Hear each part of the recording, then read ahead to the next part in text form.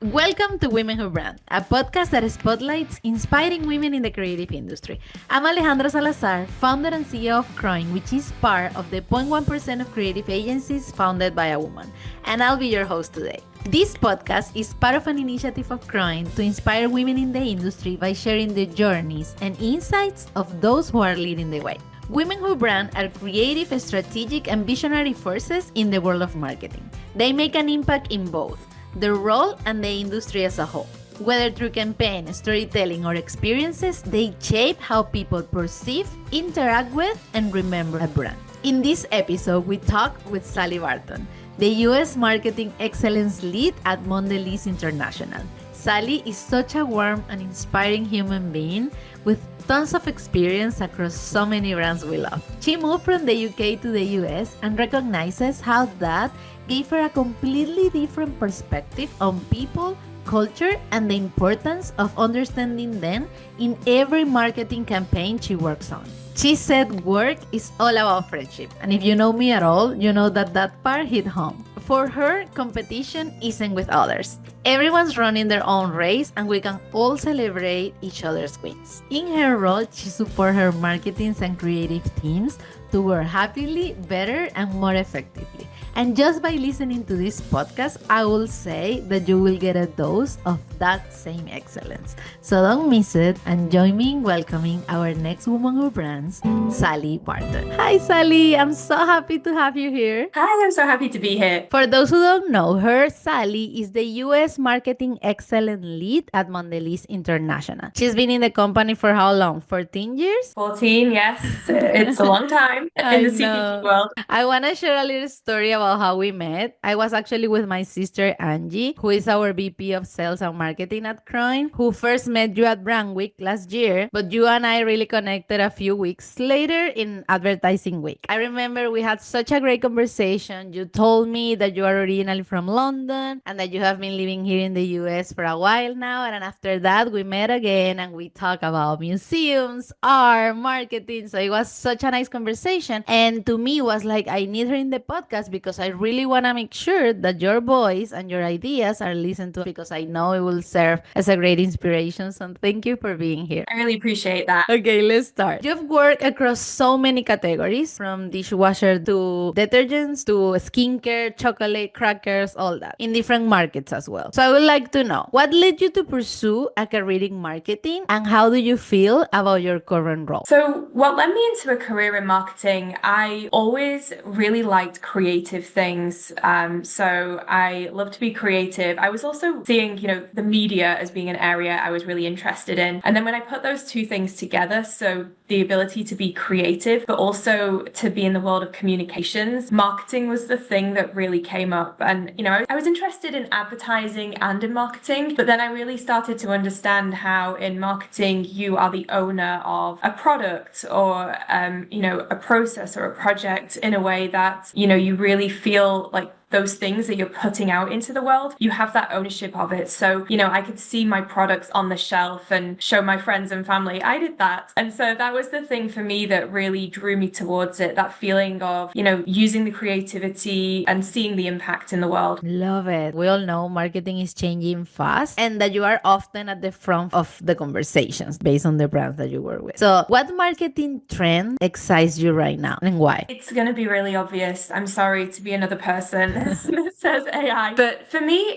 it's mostly interesting because of how it releases us to be better marketers. And by that, I mean, I'm really interested about applying it to how we do our day-to-day jobs so that we can take away, a lot of the repetitive work, or we can make things super fast that used to take a lot longer, whether that's, mining consumer insights, whether it's data, whether it's meeting notes. These things can be done so much more quickly. And that means that we can really focus on adding value and doing things that really break creative barriers and, things that can be really exciting in the world. We can 100%. spend more time on that. So I'm really excited about that. Not necessarily like using AI to kind of do fancy, flashy things with consumers, although I think that will come anyway. And I hope that's also equally exciting, but just really looking forward to, it enabling us to be really, breakthrough, amazing marketers. And part of your job is also like with marketing excellence. If you can explain a little bit more more to our audience, what does that entail? Which I understand it's connected to what you just said. Yes. So I always start with saying, my background has been as a brand marketer. Like you said earlier, I've worked on brands in dishwashing, in skincare, in,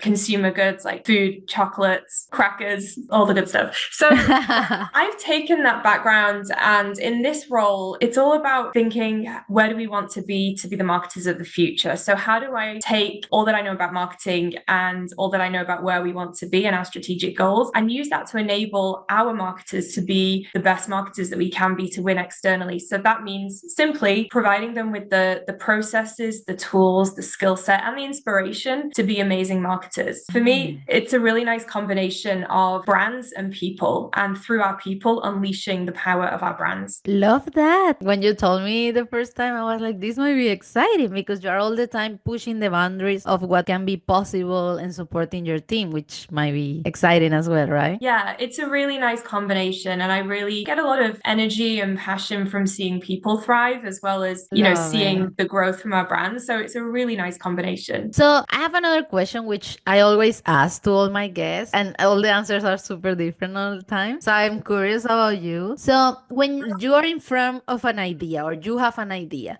how do you know when that idea or initiative is good? Do you have a specific process or is more of a feeling? That's a great question. I think for me, it's more of a feeling, but it's a feeling that develops over time. So I usually need to sleep on something or go for a run or, have a shower, and then the feeling will turn into a really solidified idea or response. So, I listen to something and just really reflect, which is terrible if you want me to give you an answer in the meeting. And, if prompted and I need to give an immediate answer, I'll really go off the logic. I'll go off the strategy and the brief, and I'll think about, does it address the challenge that we've laid out? But for me to give you a really good answer and a really good response, I love to have that reflection, and then I'll really feel it. Love that. Love that. Such a beautiful answer and beautiful process. I've heard many answers from that question, and all the time there is that feeling aspect connected to anything, because at the end of the day, it's marketing, right? We are really selling to people, and people are complex. Everyone is different. It's just such an universe that if you don't put the feeling into the sauce, it's kind of hard to actually, move forward. So yeah. I love that. And in the food world in particular, emotion and feeling is a really big part of it. You often,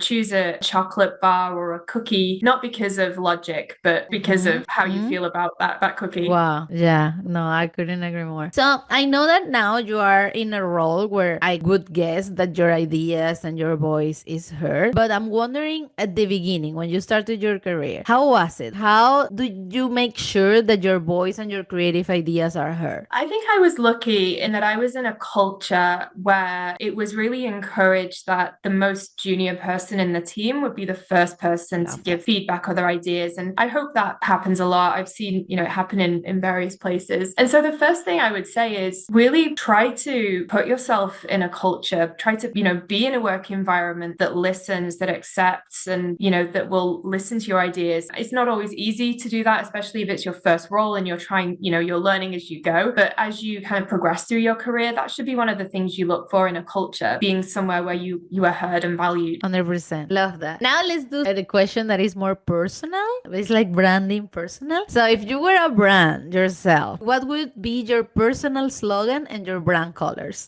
So my brand colors would be, I'm breaking the rule here, it's not really a color, but I would be a glitter ball. I would be like a disco ball. I would be shiny. I would be sparkly. Oh my God, I love this energy. I own a lot of clothes with sequins on. And it's coming. Me too. And I just saw that it's coming for this season. So I love it. Look, sequins are always in style by my book. So I would be a glitter ball. I like the idea that you just bring light to the room. It makes people happy. And if I'm, being a brand, I want to make the world better than as I found it. And, a glitter ball always makes the room better. Love it. And what about your personal slogan? My personal slogan is probably the word yes. I love this. Word. It's yes. It's yes to adventure, yes to life, yes to taking risks, yes to having experiences, making the most out of everything. So hopefully it's a very memorable slogan. It's one word. I think it will. It's like the Nike just do it. Sally, yes. Thank you for sharing. So we talk a little bit about your current role in marketing excellence, but I would like to know a little bit more in terms of how to bring a challenger mindset, especially to well-established brands like Oreo, for example, because I guess that, it's not easy. So how do you manage that? Can you share an example or something? Yeah, so I think bringing a challenger mindset to a brand that, is 100 years old or older is important for us to remain in the market as these strong, big brands that continue to appeal to generation after generation. I think we start with the mindset and the understanding that, we can't be complacent. We know that for brands to continue to grow and evolve, we have to continue to evolve with the world around us. So, a brand like Oreo that you mentioned,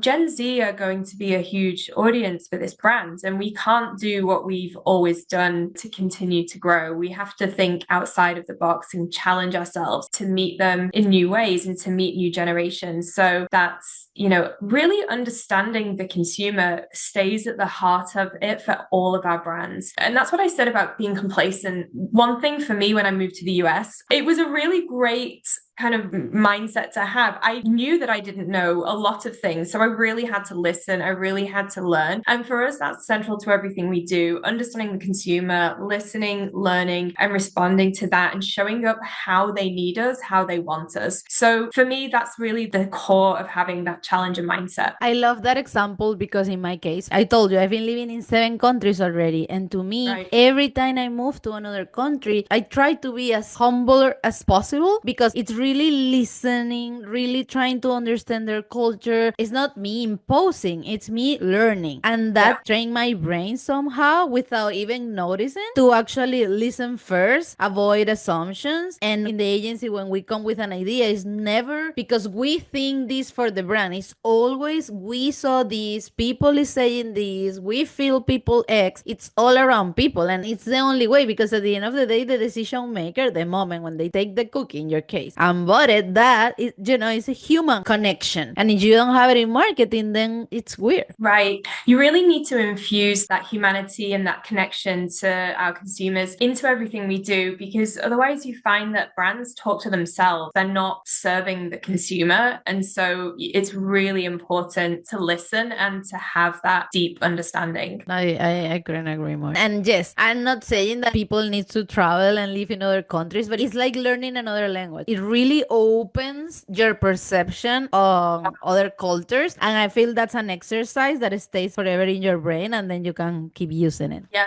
But I will say, if anyone's listening to this and they're thinking of moving to another country, absolutely do it. You will learn so much, like exponentially. You will have experiences. And if you're thinking about it, do everything you can to make it happen. Sometimes these things don't fall into your lap, but speak to people, find out ways in which you can make it possible. Go seek it, go do it. Yes, yes, yes. Yes is the word of this podcast. So yes, if you have the opportunity, do it. And if you don't have the opportunity, build that opportunity for yourself. I always say the same. I got help from my family at the beginning. They even asked for a loan for me to move to Germany. So it wasn't that they have the money and I just go to Germany. No, it was really a sacrifice for them. And then for me, it was like, okay, I will take this part of the money so I can move to another country and another country and another country and living here and there. And that really allowed me to, be where I am and grow, but especially grow my understanding on people, on culture. And yeah, that's for a marketer. It's super important. Thank you for these answers. I think our audience will be thrilled to listen. Now let's move forward with a quick fire round. A few questions. You say whatever comes to your mind. Are you ready? As ready as I'll ever be. Hit me. Okay. Commercial spot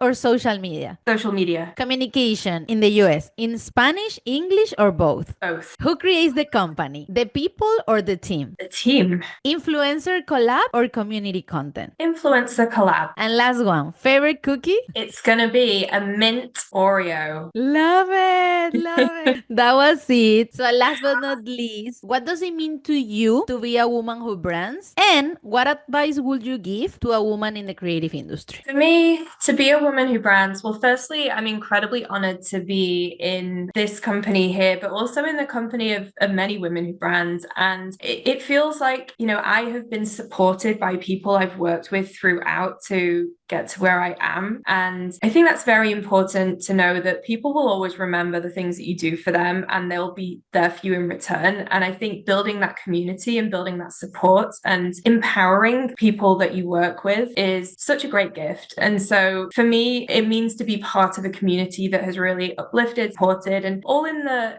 aim of doing great things together and, achieving things in our industry together. So that's what it means for me. To anybody, who is in the creative world, women in the creative world, I would say build your community. That has been so important and something that I work on all the time. And for me, it's really about connecting with people who are your peers, who can be your mentors, but just really building those connections, building those friendships. And that will be such a huge support for you in this industry.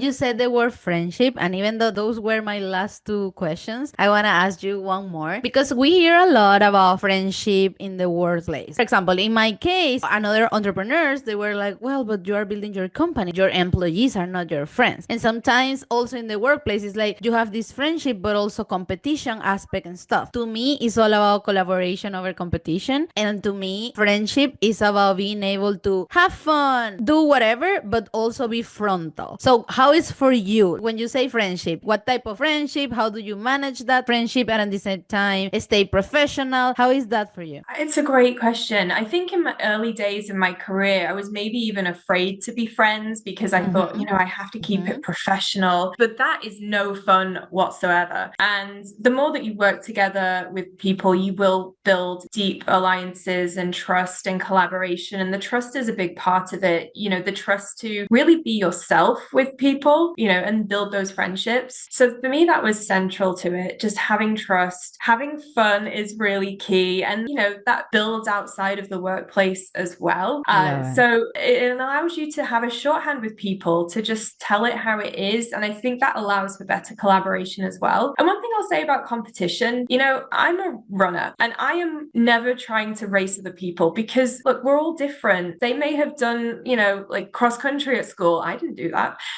They may be racing a 5K and I'm racing a marathon. We're all different. Yeah. I'm racing my own race. And, if somebody else does something amazing, it doesn't take away from my race. I think we can all support each other and, celebrate each other's wins, and you will have your own wins. It's not a competition in that way. And so that again can really drive success for you and your friends, and you will have those friendships, you'll have that fun, that happiness. And we all work too many hours to not have fun in the workplace. 100%. That's what I always said. Actually, it was when people told me like, I'm not building a company to not be able to have friends at work. Like, how? It's 8 hours minimum a day. I wouldn't do that. I started and I was like, okay, since I'm the boss, it will be hard for them to, be open. So I was vulnerable. I was open, sharing everything. And that ended up happening that after 8 years, one of my first employees, she made me her maid of honor at her wedding in Lake Tahoe last year. And to me, that was like, this is full circle moment, because it's really my intention of being a friend actually came true, in a reality. So it is possible. You can have friends at work. You can celebrate each other's wins. And as Sally said, that doesn't take you from an opportunity. It's just more opportunities for everyone, so everyone share and everyone is happy. Thank you so much, Sally, for this interview. I had the best time. I don't know if you want to add something else. I will just add, I'm on LinkedIn, so if somebody wants to ask me more questions, add me, ping me. I'm there if you need me. That's beautiful. We will definitely share in the caption, in every platform, all that information so people can reach out. And looking forward for the next one. Thank you so much for sharing your experience, your insights, and to all women who brand, listening or reading, remember, your voice matters and your creativity has the power to inspire and lead. Until next time, ciao! Ciao, Sally!